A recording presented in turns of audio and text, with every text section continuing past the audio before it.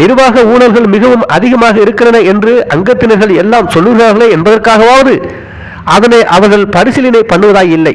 இவர்கள் நேர்மையாக நடந்து கொள்ள வேண்டும். நிர்வாகத்தில் ஊழல் மலிந்து போகாமல் இருப்பதற்கு சிப்பந்திகள் நேர்மையுடன் நடந்து கொள்ளும்படியாக கண்காணிக்க வேண்டும். இவை இரண்டும் கொஞ்சம் ஆத்திரத்துடன் துரிதமாக கவனிக்கப்பட்டால் இன்றைக்கு ஏராளமான செலவழிக்கின்ற பணம், கோடிக்கணக்கான பணம் நல்ல முறையில் நல்ல வழியில் மக்களுக்கு பயன்படும். அப்படி பணம் நல்ல வழியில் போகிற காலத்தில் நிர்வாகமும் ஒழுங்குபடும். அதோடு கூட இந்த சந்தர்ப்பத்தில் இன்னொன்று சொல்ல விரும்புகிறேன்.